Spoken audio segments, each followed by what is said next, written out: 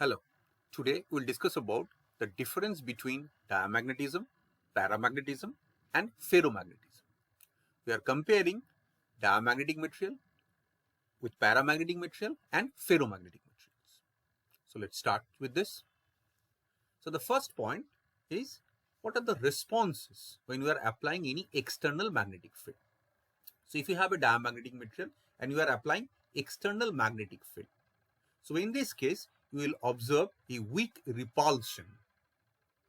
Now, in case of paramagnetic material, there will be weak attraction.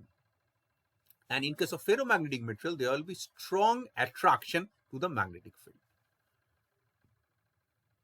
Now, the next point, what is the origin?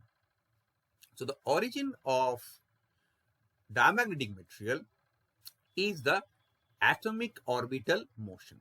So when electrons are revolving surrounding the nucleus, there will be a orbital motion. This gives rise a angular momentum. So interaction between the angular momentum and external magnetic field gives the diamagnetic property. Next, the case of paramagnetic material. So here the unpaired electrons gives the magnetic property. So we all know when an electron you are talking about, there will be a quantum electron spins available, half spin, plus half spin and minus half spin. This difference will give you the paramagnetic property. Whereas in case of ferromagnetic material, it's also having quantum electron spin, and the interaction between quantum electron spin gives a ferromagnetic material. And this interaction is known as exchange interaction. Exchange interaction is nothing but a force between two unpaired electrons. This gives you ferromagnetic properties. Now the next case, when you are applying external field, there will be the magnetic moments and how much is magnetized. So the third point is how much is magnetized. So the magnetization in case of diamagnetic material is given by this particular relation.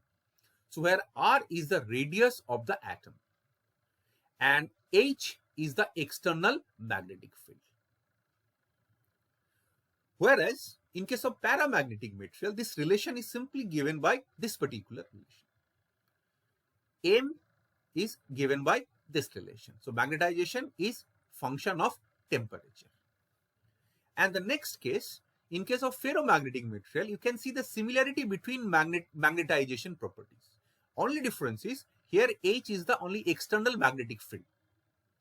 And here the external magnetic field is function of the applied field and some part of the magnetization. This is known as the residual magnetization. Now comes the next part, the idea about susceptibility. So what is susceptibility or chi? This is basically the ratio between magnetization and applied field, external field. So M divided by H gives you the susceptibility in the system. Now from this particular relation, it really very simple to understand that M divided by H, this gives you a negative value for the susceptibility of the chi in the system in case of diamagnetic material. So this value is negative. So remember it, for the diamagnetic material, susceptibility is negative and the values are very, very small, is in the order of 10 to the power -6. And obviously it's a temperature independent factor. There is no temperature factor over there in case of diamagnetic material. But in case of paramagnetic material, this is larger. Okay, it is positive. First thing, this is positive, and this is larger than diamagnetic properties, diamagnetic susceptibility, but not very large. It's having a smaller values. And also from this relation, it is very clear it's inverse to temperature. Susceptibility of a paramagnetic material, it's inverse to temperature. This was given by Curie's law. And the third one is for the ferromagnetic material. In case of ferromagnetic material, the susceptibility is very large. It's larger than 1. And obviously in that case also, it's a temperature dependent. It's inverse to temperature relation. And this is given as Curie-Weiss law. Next part, retention of magnetization. So you have a magnetic material, you are applying external magnetic field. Now you know there will be weak interaction for a diamagnetic material. A weak attraction is there in case of paramagnetic material, and in case of ferromagnetic material, there are a strong interaction. But the next case is, now you are removing the magnetic field, external magnetic field. What will be the effect for the three magnetic materials?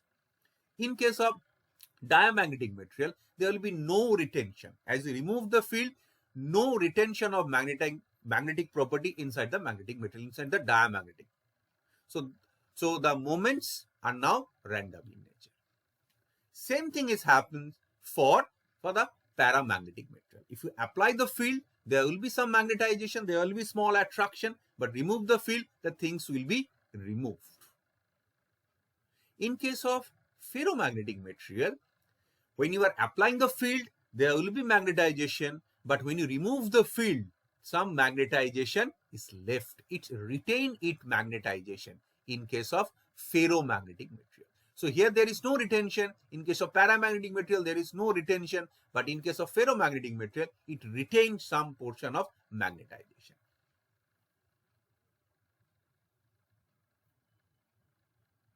Now, which type of materials are showing diamagnetic properties? They are copper, water, bismuth, mercury, wood, and another important example are the superconductors. When you are applying external magnetic field to superconductor, it will repel the magnetic lines of forces. So sometimes superconductors are known as ideal diamagnetic materials. For paramagnetic, examples are aluminium, lithium, sodium, etc. Now comes the ferromagnetic material. Normally iron, cobalt, nickel, these are the ferromagnetic materials. Now, depending on the properties, which properties? The magnetization, susceptibility, and temperature dependency, we can choose the application of magnetic materials. So, for the diamagnetic materials, mainly the diamagnetic leviation. For this case, we used to use this one. But in case of paramagnetic material, this has number of medical and engineering uses. So, the medical imaging, the MRI scanning, we can use the paramagnetic material. But for the ferromagnetic material, there are a number of lots and lots of uses are there. Some of the uses are in case of electric motors, in case of hard disks, the memory devices, and in case of transformers, we can use the ferromagnetic materials. Now, a simple comparison between the magnetization with respect to the applied field for three different magnetic materials. Now, see, in case of M and H curve between for the diamagnetic material, it is negative. You can see it's negative, and the values are very, very less. If you find the slope, these values will be very, very less. It's in the order of 10 to the power minus 6 approximately. Whereas for the paramagnetic material, it is larger. Not a very large, but it is larger in comparison to diamagnetic material. Now comes the case of ferromagnetic material. In case of ferromagnetic material, you can see when you are applying the field, magnetization increases, and after that there will be saturation. But to decrease the field, it decreases, but it's not zero even at zero field, zero external field. So this particular region, it denotes the residual magnetization in the system. So in case of ferromagnetic material, hysteresis property is observed. Now the last point, a simple comparison between susceptibility and temperature for different magnetic materials. Now here we are comparing for the diamagnetic material. Now we can see it's just below this one. It's almost temperature independent. Theoretically, it's almost temperature independent. In practical case, there is small deviation in this case. You can, even if you can consider this is a almost temperature independent case. But for other magnetic materials, mainly for the paramagnetic material, the green curve, it's showing the paramagnetic material. So for the low temperature, this values is very, very large. But as you increase the temperature, susceptibility decreases. Now you know this is from the Curie's law. What it says, the susceptibility is inverse to temperature. For low temperature, susceptibility is large, and for the high temperature, it is decreasing in nature. In case of ferromagnetic, it is observed that the ferromagnetic material, which is observed in a blue curve. So the ferromagnetic material, it is denoted as inverse temperature, but there is a factor T minus some other temperature. So for this case, what is observed that below this Curie temperature, it is behaving like a paramagnetic material. But above this is acting like a ferromagnetic material. There are other type of magnetic materials also available. This is known as antiferromagnetic material and ferrimagnetic material. You can see the properties are almost similar, even if you are talking about antiferromagnetic material or ferrimagnetic material. Below that certain temperature, it is showing the properties of antiferromagnetic material. This orange color curve it is showing. And for the ferrimagnetic material, it is observed a ferrimagnetic property below the Néel temperature.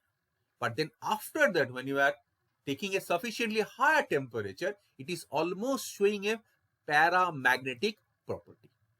So today we have discussed about a comparison between different magnetic materials: diamagnetic, paramagnetic and ferromagnetic.